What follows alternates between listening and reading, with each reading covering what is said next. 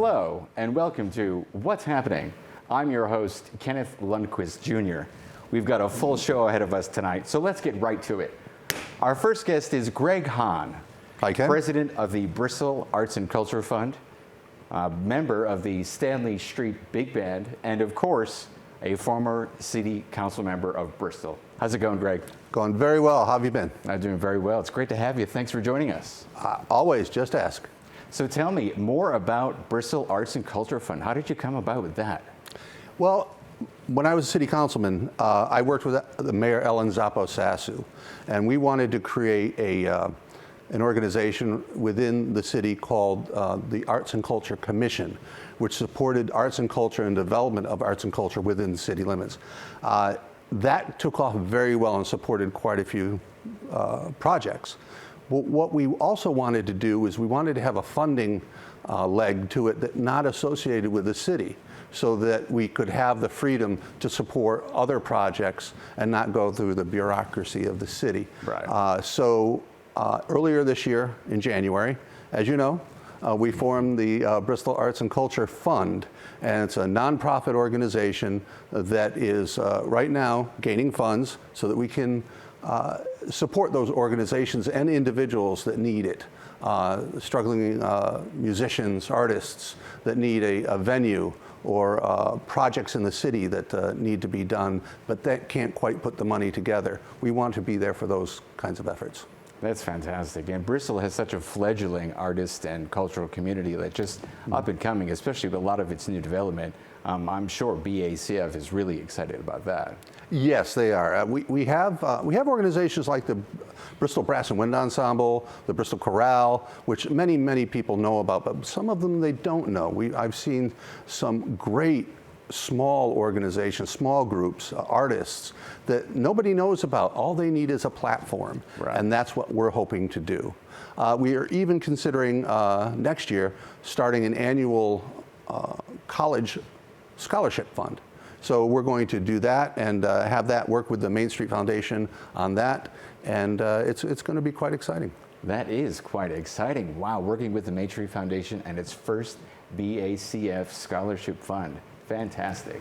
So that must be mean that you're a lover of the arts, obviously. So what is it like to be a trumpet player in the Stanley Street Big Band? Well, you know, that came about. I used to have a big band called the Bristol Reunion Jazz Band, and it was made up of quite a few Bristol folks and other people, friends from around Massachusetts and down in southern Connecticut.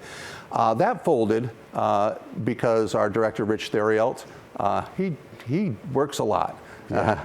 So out of that came the idea that we wanted to form another big band, and I got together with Dr. Carl Knox at Central Connecticut University. And we had the idea of pulling together people that he knew, some of the students that went through his program at the college, and then also people that I knew from Bristol Reunion Jazz Band, and we combined them. Wow. We call it the Stanley Street Big Band because we rehearsed at Central Connecticut, and the rehearsal space was on Stanley Street. So we weren't too original there, but it works. It works. That's great. And you know, lucky for us, we have at the end of our show playing us out tonight is the Stanley Street Big Band for about 10 minutes or so, playing Satin Doll, one of their absolute top hits, and of course, Samantha. So, being such a lover of the arts and culture, Bristol Arts and Culture Fund must have some upcoming events coming up and some wonderful opportunities. Where can people find out some more information about that? We have a website. It's bristolacf.org, and there you can find out events that we have coming up for fundraising. We have a paver project that's in the place now to engrave pavers for people and have it be a part of the history at the new Arts Magnet School in Bristol. Wow. So there's going to be a patio, and these are going to be displayed in amongst the pavers there. So it's a really nice opportunity. We've gotten a response from people all over the country, from Florida to California, actually purchasing pavers and having them engraved. And it happens, companies are doing it. We have people that want to honor loved ones that have passed. And we have people that want to say what class they were at that school, that they went back to the school. So there's a lot of reasons why people are doing pavers, and it's a big program, and it's going to be continuing. We do have also a dance coming up, a USO style dance. Ooh. It's going to be at the Carousel Museum, but it's going to be to celebrate our veterans. So in the old style of the USO, the Stanley Street Big Band's going to play. Excellent. That's the reason why we played Satin Doll. Right. It's because it's from the era. And it's just going to be a wonderful night of celebrating our veterans. You can get tickets, and you can see that on also at bristolacf.org. Awesome. That is fantastic. And let me tell you, folks, so filming the rehearsal last evening, this band is out of the park amazing. So great to dance to. If I wasn't holding a camera, I'd be dancing myself, that's for sure. And Greg is a spectacular trumpet player as well. So now, being an arts and culture entrepreneur and professional, and also a former city council member of Bristol, what is that like? Oh, wow, that was a tremendous experience. You know, I had the luxury of running with some extremely talented people. I bet. And Mayor Ellen Zappo-Sassu is an incredible individual, and I rely on her for advice quite a bit. But also Peter Kelly, Dave Proleski, Mary Fortier, all of them were so strong, and we were all strong in different areas so that we could complement each other and work together as a team. It was a great experience. That's awesome. And you had so many projects during your tenure. How long were you councilman for? I was councilman for 4 years. Wow. So in 4 years, that's a lot of time. Yeah. I mean, well, what were some of your favorite projects during that tenure? Well, starting the Arts and Culture Commission was one of the things I started with, so that has a soft spot in my heart there. Right. But also developing downtown. A lot of the projects you're going to see in Bristol's downtown now are projects that were actually started and planned and signed on the dotted line by our administration, Ellen Zappo-Sassu, and the good people at the City Hall that also worked on it. So that was very rewarding, because now we're going to see a lot of those buildings coming up. All those things that we planned and got contracted are going to start coming up downtown, so it's going to be fun to see. I can't wait to see the revitalization of downtown Bristol. I mean, it's like 20 years in the making and long overdue, that's for sure. Yeah. So now the transfer from being a city councilman must bring you to the future of something. Anything in the future on the horizon, perhaps? Well, when my wife asked me what I was going to do if I didn't get in another term, I said, well, my golf game will get a lot better. Right. But it turns out that this week I announced my candidacy for state senate. Congratulations. Thank you. I'll be running for state senate in the 31st district. Wow, that is fantastic. It's exciting. I'm excited about it. I took my time making the decision because I didn't want to just do it. I wanted to have a reason to do it and a way to do it. So it took me some while to plan. Yeah. And what have been some of your main reasons of running for the 31st district in Bristol? Well, the main reason, and this is the real reason, is I don't think we've been represented well. Yeah. I've had discussions with our current senator and talked to him about his frustration with not being able to get anything done at the state level. And that's simply because he's not reaching across the aisle and working with Democrats, because the Democrats are in office. Right. So you have to work with them or not get anything done. So I think that we need a seat at the table at this point, which we don't have now. And I think that I can bring more money back home to all the areas that I'd represent: Plainville, Bristol, Thomaston, Terryville, and parts of Harwington. And I think there's a lot that I can offer. That is fantastic. Well, we certainly look forward to your running and that campaign, and wish you the best of luck on your candidacy. That's for sure. I mean, wow, I'm rooting for you. I know you are. Thank you. Well, so we've got trumpet player in the Stanley Street Big Band, a former city councilman of Bristol, now on his way to state senate, hopefully. And then we've got the president of the Bristol Arts and Cultural Fund Incorporated. So much happening. So fabulous to have you with us tonight, Craig. Was there anything else that you'd like to add before we go? No, I'm just so happy that you have this platform and this new program that it's come to you and Nutmeg TV. I'm really excited for what you have in the future. Greg. Thank you. Well, I'm excited as well. And so, you know, thank you, Greg. It was a pleasure chatting with you. And stay tuned for more. We'll be back after these public service announcements.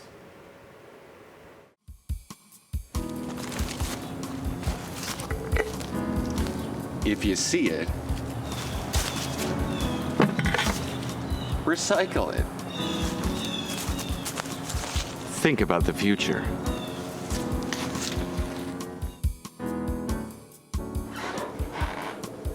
So if this were your brain,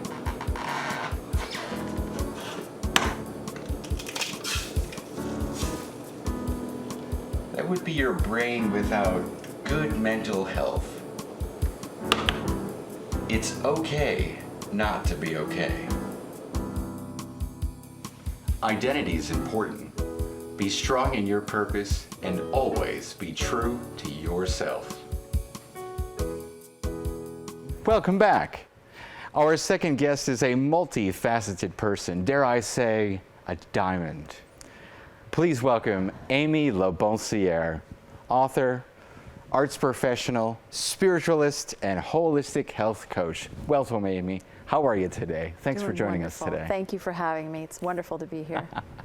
It's so great to have you. You're one of my very best friends, and I'm so glad to be able to share this time with you. Thank you so much. Thank you. So to start right off the bat, we've got so many things to cover, so many wonderful things to cover. So your book, Finding Still Waters. Yes. Here it is, as we can all see. It's a beautiful book. I've read it many times. Tell us a little bit about it. Well, I published that book in 2018, and the way it came about, I knew I wanted to write a book because I felt this inner calling to write. My soul was stirring and it was saying write, and I had been working on mixed media artwork and visual art for so many years, but this pull to write was so strong. And at the time I was caring for my elderly father-in-law, Paul, and I thought the book was going to be about him. And when I started writing, something entirely different came out. Wow. So it turned into more of a memoir, meditation, art as prayer kind of manifesto of that specific time in my life, starting from really ripping through childhood. I mean, I wrote this thing with breakneck speed. It took me about a year and a half, but the pace of the story goes so quickly. In retrospect, part of me wishes I listened to what Mark Twain said, which is if I had more time, I would have written less, but maybe I would have actually written more. Interesting. Well, having read the book, like I said, several times, I find it to be absolutely encapsulating to read, a joyous journey to go on. What was some of your inspirations in writing the book, besides what you just mentioned? Well, I was really fascinated by the work of Jeff Brown, and he had a course of writing your soul. And so I was taking that for a little while, and I was talking with my friend Chris Grosso, who wrote the foreword to the book, and he's a 3-time published author. And I was really inspired by these gentlemen who were putting their words out into the world and encouraging others to do so to help heal. And so this book really became about my own journey of healing, as well as offering my story that might be able to help others. That's fantastic. And in a time like today, this book does not, it's really just a perfect example of what healing, what we all need to do, the common humanity in all of us. That's fantastic. And in addition to being an author, as I had mentioned, you're also an artist. Now tell me more about some of that wonderful art that you've created. Wow, well, you know, my background professionally is advertising agencies and journalism and PR. But specifically, my professional life, when I came to Connecticut, I dove into the advertising agency business, and everything was about concept, you know, the big idea. And so as a creative person, I get big ideas in my head. I imagine artwork and then I want to create it. And the challenge as an artist, especially me who is an outsider artist, I mean, I'm not classically trained in art, although I have been trained in some facets and through practice. But what that means is that I need a way to take these ideas and actually make them real, make them exist. And so needing that skill set, like for instance, my husband Dow is a fine artist. He's a professional mural painter, illustrator, sculptor. He can create anything. He's amazing. His skill set is so refined because he's been practicing art since he's 5 years old. So for me, you know, it's a little bit different. And so really giving myself the space and permission to create, even if what ultimately manifests is not exactly what was in my mind to begin with.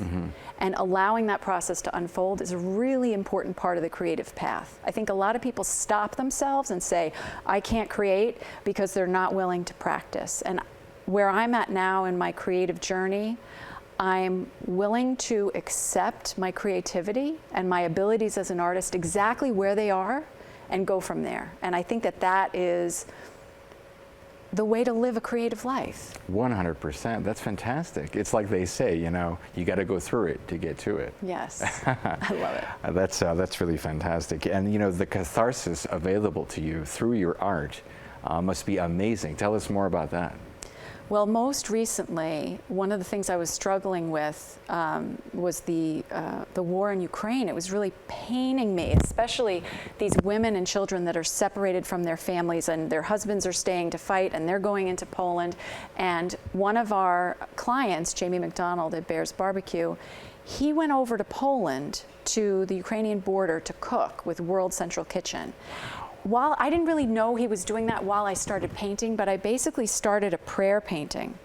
So what I did was came up with a concept and started painting, and while I was painting, I would think about and pray for the people that are struggling, and just use that as a way to do something, right? Yeah.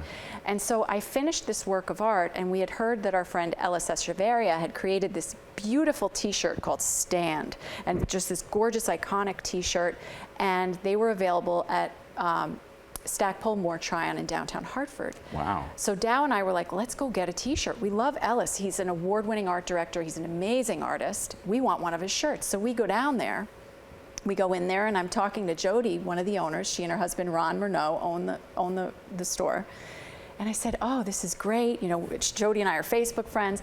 And I said, you know, I created this art piece. I don't really know what I'm doing with it. I participated in an online zine with a bunch of artists from around the world, but what else am I going to do? She says, let me see it. So I show it to her, and she says, oh my gosh, I've been praying for a feminine work of art to put on a t-shirt. Wow. So she was like, I love it. I want this for one of my shirts. So now the shirt is available. All the money goes to the World Central Kitchen after it pays for the actual making of the shirts. Sure. So all the proceeds are going there, and we sold out in the first 2 days, so now they're on second order. So that's kind of cool. That's fantastic. Congratulations. Thank you. I'm really pleased, because in this time of powerlessness, what can I do? You know, how can my art actually make a difference? And it can. And it shows you exactly how your art can make a difference. The catharsis of that pain that we all feel via the war in Ukraine, anything else in life that troubles us.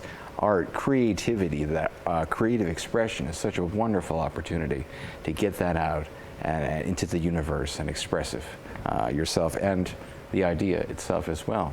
Now, being an arts professional, kind of segueing into that, taking all of those wonderful things, how do you make it successful? You know, I look at, my husband and I make a really great team. He has the technical expertise and the talent to create anything he envisions. I use my marketing awareness and my business sense, and we go in as an art couple, basically, and we do our thing together. And I think whenever you have a combined force doing something together, it's, you know, we can bring our strengths into the same direction. And so, you know, there's different things, like I'll find an RFP online and say, hey, Dow, any interest in this project? And he'll say, oh my gosh, that sounds great. And I'll pull together the assets, I'll start writing things, I'll run it by him, he'll write some more, and then I'll edit it from there. I'll pull everything together, submit the RFP. I mean, he's gotten a couple of grants, a few RFP responses, that kind of stuff. And really, we influence each other. When I was working on my art for Ukraine, he made some technical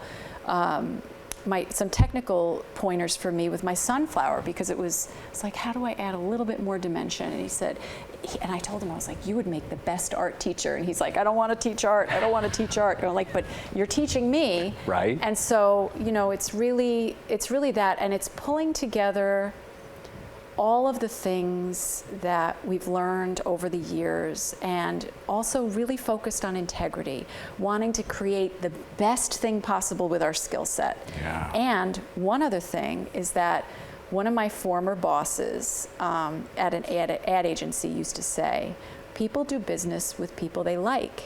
And that's what we like too. We like to do business with people we like. We want to work with people that are doing great things in the world, that are, you know, soulful folks. That's and right. So that's what we like to do. That's fantastic. Fighting the good fight. Yeah. I love it. Universally collective. That is what it's all about. Tapping into that collective consciousness and really utilizing it to the best of your ability. Unbelievable. And later on in the show, we're going to get a chance to see some of Amy's artwork, including the art that you created for that custom t-shirt available at, where was it? Stackpole Moore Tryon in downtown Hartford. Fantastic. Yeah. Isn't that amazing? So before we get to seeing her artwork, and also Amy, as I had mentioned, is a holistic health counselor, and she's going to show us and step us through making an awesome smoothie that you can make on the way out the door. You can make for your kids as a substitute for anything that you wish. A little energy prep before you start getting creative in your juices. Right, so I can't wait for that segment, so stay tuned for that. Now, Amy, before we go, was there anything else that you'd like to add on our segment today?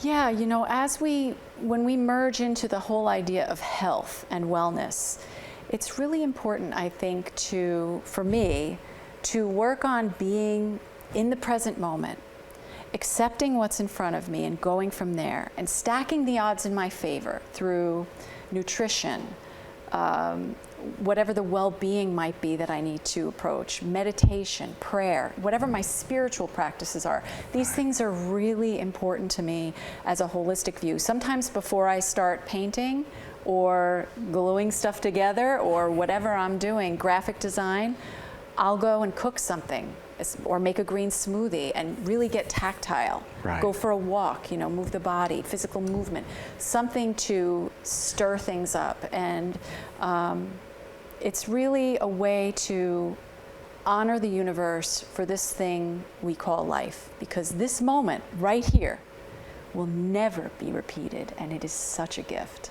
Yes, it is. Ooh, yes, it is. Wow. Wow, that's so amazing. It's so true, you know, and I was just thinking while you were describing some of that, of the artwork that we're going to see in the slideshow, and the first thing that comes to mind is the first actually image that we see in the slideshow is of your oil drum that's completely made of money. Yes. And sitting on top of mannequin legs, Yes. right, in Boy Scout socks and army boots. Yes. Tell me about that. Must have been incredibly amazing to make, and talk about a tactile creation. Yeah, I really wanted to make a statement at the time about our dependency on oil. And so there's different denominations of money on the oil, and then they're on the oil drum itself. And then the top is encased with a bar top, and there's coins on there, and then it's got gold leaf all around it. And really talking about that force of dependency. And this piece was created many years ago. Right. It is in the home of a collector now in West Hartford, which I'm really glad that he has actually two of my pieces. He also has the woman drowning in the wine corks, which is called Self-Portrait I Can Stop Also- Anytime I Want. Also Yeah. in the slideshow. He has that piece as well. Wow. Yep. Wow. And I mean, just like you said, that oil drum art piece was created how many years ago? 12, 15 years ago or so? Yep. And how relevant is that today? Right. I mean, literally right now. And I find that happens sometimes as an artist. Many times the pieces that I create are early for their statement. The Ukraine piece is different because I was praying and meditating on that, but I have some diversity and identity pieces that I did about 8 or 9 years ago that are completely applicable to what's been going on over the past couple of years. So Wow. It's interesting. If you read the book Art and Physics by Leonard Shlain, you'll see that the development in physics and the development in human consciousness and the development of art all map together. So I'm always saying that art is a reflection of the consciousness of our time. So if you really want to see what's going on in the world, look at what artists are doing today, not the ones from 100 years ago. Today's artists, see what they're doing, and we can really get a picture of what's going on, what's happening. Of what's happening. That's right. That's so correct. I couldn't have said it better myself. My goodness. Yes. And now also in the slideshow of artwork that we're going to see is a mass of work that you've done with Barbie dolls and other types of dolls. What inspired you to work with that medium? Well, I didn't play with Barbie dolls as a kid, Right. and I really wanted to start looking at the impermanence of youth and the objectification of women and their bodies specifically, and the impermanence of youth and quote unquote societal determination of what beauty is. So taking a look at that, and I do have some paintings that I'm working on now that are looking at concepts of more body positivity, accepting of all sizes, not judging and thinking someone needs to be a certain way other than another way. And it's really about jolting somebody into their thought to say, wow, I didn't realize I thought that way. Or what is my bias around people's physical bodies or what people look like? And what does that mean to me? Yeah. So really trying to take a look at that. Wow. Wow. Yeah. That's fantastic. Well, you and I could sit here for hours and hours just chatting away about just about everything. But Yes. we've got that smoothie to get to, which do. I'm so excited.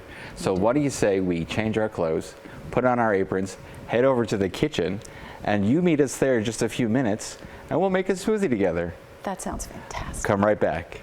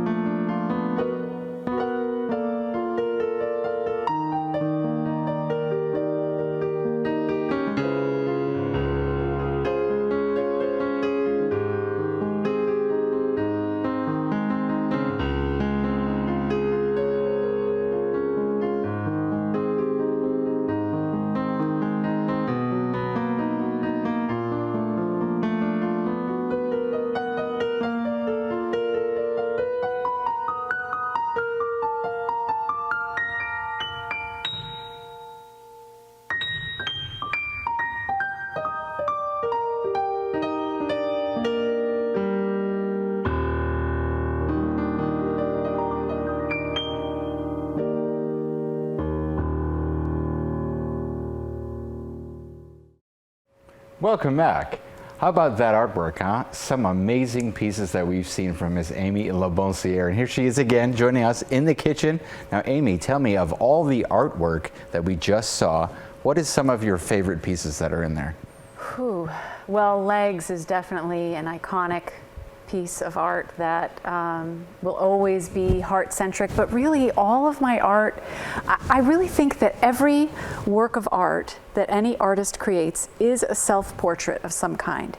Even when my husband and I commission an artist every year for our wedding anniversary to do our double portrait, I can see, like when Marianne McCarthy did the oil painting of us, I could see like elements of her chin in there. And when Joey Marsocci sculpted our mixed media portrait for that other, 2 years ago, I could see his face in my face. Every work of art that an artist creates is a self-portrait. So there's a little piece of me in every piece of art. Yeah. So That is so cool. And having been witness to a lot of your art and the art of Dow, your husband, there's in many of his murals there are little tiny little portraits of yourself, your dogs, BB. Yep. And Maggie, of course, and other people as well, which is fantastic. So it's really nice. It's almost like kind of Where's Waldo in these gigantic murals, which leads me to the arts professionalism again. Tell me more about that. Well, let's see. The best thing that I can say right now about the business of art is that many times artists will struggle. Really, any small business, an artist is a small business, whether or not they recognize it, if they're going to move from hobby to professional. And quite often, they're so focused on working in the business, it's really hard to work on the business. So that's where different organizations can come in to help. So for instance, one of the consulting jobs I have, I work with the Entrepreneurial Center at the University of Hartford, and I'm a technical assistant advisor with them. So what I'll do is work with small businesses and help them with their marketing strategy, help them think about things they haven't thought of before, talk about social media strategy, help them with content creation, that kind of stuff. And That's so awesome. Even sometimes to get somebody else's perspective, then the business owner may say, oh, I can pivot in this direction, or I didn't think of that, or because we get so myopic in our own work. Exactly. So that piece of it, of the arts business, is really important, I think. Yeah, and it's paramount to the success of one's creativity if you want to be successful in the arts. Like, to quote you, there's no reason we should have the word starving in front of the word artist any longer. Right, and I really got that from my husband. Who, Really? He's been doing this, Dow's been doing this since 1996 professionally. That's when he formed his LLC, and I came in and helped him kind of streamline his processes and do things a little bit more business-like. But he's always been a survivor as an artist. I used to work for an ad agency that said, we eat what we kill, and I can't stand that phrase, really, Right. like, especially back when I was a vegan for a while, like, oh, don't say that. But it really is true that so many artists will go from project to project, and then we have a lot of nonprofit organizations that are always knocking on the door asking for donations. Can you give us a piece for our fundraiser? Can you give us our piece? And we have our specific nonprofits that we love that we donate to, and sometimes we'll even just do things because we want to. But what we've been really focused on was trying to educate these organizations to say, there's a way for you to bring artists into the fold, get what you need for your fundraiser, but also be able to give something to the artist. Exactly. Besides just exposure, because we know that exposure doesn't pay rent or utilities. So we worked with AIDS Connecticut as a great example for their art grab. They decided, with some consulting with Dow and me, to, when they have their art grab, an artist that donates a piece of work, first they're given the canvas, the artist creates the canvas. You've participated before as a visual artist. The artist takes the canvas, transforms it, and it goes on the wall for the art grab. But then for each piece the artist contributes, they can show another piece of art in the gallery, and the artist gets 80% of that sale, if that should sell. So it really becomes more of a symbiotic relationship instead of just, okay, artist, give me everything. And I don't blame a lot of these organizations because they just don't know. They don't think of it. They might be in their full-time job with their salary and everything, and they think, oh, we'll just ask an artist. They must have something laying around. Right. But really, if you engage the artist in that process, you actually get higher quality, because the artist isn't going to just give you something that might be at the back of their closet. If they actually have skin in the game, they're going to say, I'm going to put my best work in. Exactly. So there's that too. And it doesn't apply to all artists. Some artists can just give and give and give and give and keep on giving. Right. And I know for me, I'm doing a bunch of different fundraisers. I'm doing a piece right now for Playhouse on Park just to do it because I was asked. And I'm just going to do it because I want to. So that's nice. That's absolutely right on the heartbeat of what creative expression is all about. I mean, I couldn't, bringing everything into the present moment and then allowing yourself to, participate in that creativity brings its own universe about itself, its own amount of energy that is magnetic, and like you said before, by able to choosing your own kind of projects in a way, you get to bring that energy to yourself. And Right. with all of this fantastic artwork and marketing and success, how do you sustain oneself? So here we are in the kitchen again with Amy LaBossiere making her smoothie, patented smoothie. So Amy, take me through the smoothie. Well, so I just want to give you a little backstory on the smoothie because this is really important to me. So I was going to graduate school for conscious evolution, which was also showed me how art and consciousness are inextricably linked. And towards the end of that program, when I realized that I was struggling with alcohol and I, was thinking about my book and all of that kind of thing coming out, I was like, I need to get healthy. And I signed up for a detox from a woman named Karina Richards from West Hartford, and I did her detox program. And that detox program, which was like a plant-based diet, basically a 3-week program, I had my first green smoothie. I was terrified to make it. Terrified. I'm like, I can't make that. And I did, and I loved it. I loved it so much that I said, I'm going to the same school. I want to go to the Institute for Integrative Nutrition and become a holistic health coach and learn all about this stuff. So that's how this came about. Wow. Yeah, and that so is fantastic. I've made smoothies at Open Studio in Hartford where people came through. One Open Studio weekend, I made 327 smoothies. So 327 smoothies in one day. So I just want to also say of the importance of food safety. Always make sure my hands are washed, and I always wear a head covering when I'm cooking, when I'm preparing food, because I don't want to get hair on my food. Yeah. Okay. Hairy So smoothies first, sound good. We're going to start with frozen banana, and I typically use 1 banana per person. And I know people have their issues with banana, but it's I love it, and it adds a great consistency. If you don't want to do banana, you can use avocado. Believe it or not, it's great for texture in a smoothie. Then I do about 1 cup to 1.5 cups of unsweetened, I use unsweetened almond milk. You can use any kind of milk or plant-based milk that you want. I'll put this back for dishes. And then depending on who's going to have the smoothie, I'll use either, in this case, I'm using baby spinach because it's really good for a starter smoothie. It's very mild. It doesn't have the bitterness that you might find in kale. If you're just starting out with smoothies, I definitely suggest going with baby spinach. Make sure you switch up your greens because the body can actually get used to the same kind of green. I'm just going to give this a little zap before I add the other stuff. Go for it. The body can get used to these greens and almost create a toxin in the body. So you want to make sure you rotate your greens. If you're going to have a smoothie with spinach in it, don't have spinach every day for the rest of your life. Switch it up. Wow. So, I didn't know that. Yeah, so let's get this going.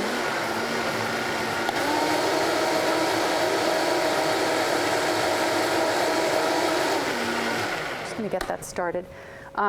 The Vitamix is an excellent tool. I absolutely love it. I bought this when I was in nutrition school, and I've had it for 12 years, and it's still like the day I got it. Wow. I like to add a protein powder. Read the label. Some of these things are loaded with sugar, and if you don't want that, which I don't, you want to make sure you have something that you like. You don't have to add the protein powder, but I like it because I want my smoothie balanced. Then I add some good quality organic cinnamon, and pretty much everything I use is organic because why not?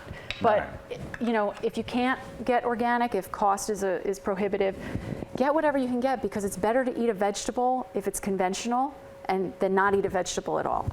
Now, So in we're the gonna protein powder that you added, was it a whey-based protein or pea-based protein? This one was a whey-based organic protein, but I have used pea protein before, and really it depends on when I'm shopping for a protein powder, what I'm looking for. I definitely don't want sugar. I may want a higher protein. Is there a certain kind of sweetener? I really like monk fruit sweetener right now. Right, that's I think that's good. a great one.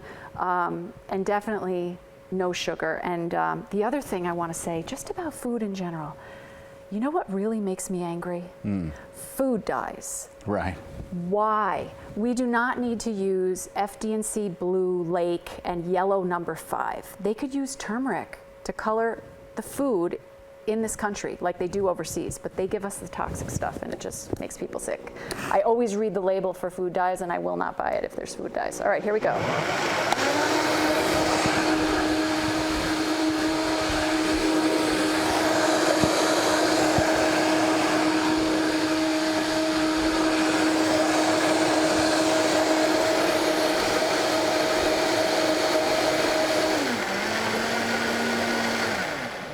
The I other saw you blending that at different types of speeds. Does that make a difference in the consistency of things?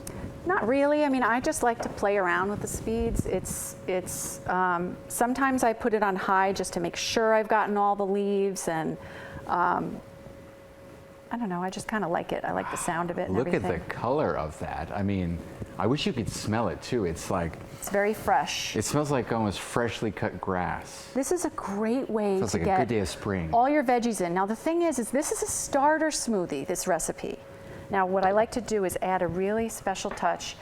Just a little sprinkle of bee pollen. If you're allergic to bees, don't do this. But the bee pollen is really healthy. It's got good health benefits, and you can support a local beekeeper by buying the bee pollen, and it looks really pretty, and I think it helps with seasonal allergies. So that's another thing that's good. I'm a 100% believer in local honey helping with allergies. Yep. I take it myself, and it's so true what they say. Yeah. And now the recipe for the smoothie, of course, is up on your screen, and it's available later on throughout the program as well. Now, if you're making this for kids, you can throw in a couple of handfuls of frozen blueberries and make it purple.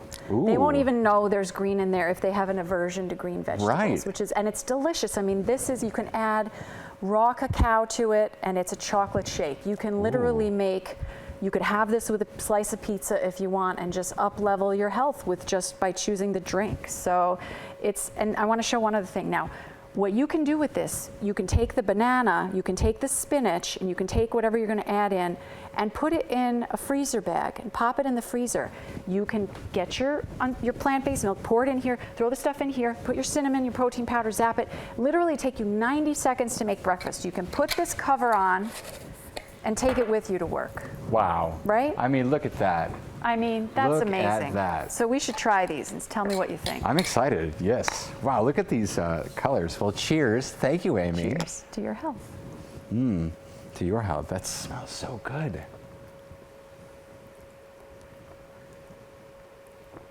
Oh my God. Yeah. Oh my God. That's so good. Mm-hmm. And the bee pollen on the top. What is that? It's almost nutty. Yeah. It's surprisingly, and I saved some for the crew too, because I think it would be I'm great sure for them they'll to be try very it. excited. Ooh, that's Yeah, so good. it's really a great way to get those raw vegetables in. You know, if you have a theory of I need to eat a certain amount of cooked vegetables a day, a certain amount of raw vegetables in a day to get the maximum nutrition, this is a great way to do it. It's fast, it's delicious, and you can make it your own. I mean, you can add more fruit to it if you want. Make it peach. In the fall, you can put pumpkin spice in it and turn it into pumpkin. There's literally endless combinations, and you can Google smoothie recipes, and you will find smoothie recipes all day long on the website. You can never get through all of them. Wow. So it's really amazing. Well, this was delicious, and thank you so much, Amy, for joining us today. Thank you. And sharing your magnanimous universal wisdom with us. Thank you. In the den, and of course here in the kitchen, where most conversations take place in the house anyways, right? So thank you for joining us today on What's Happening, and that's what's happening. So as always, be kind and be yourself. Thanks for joining us.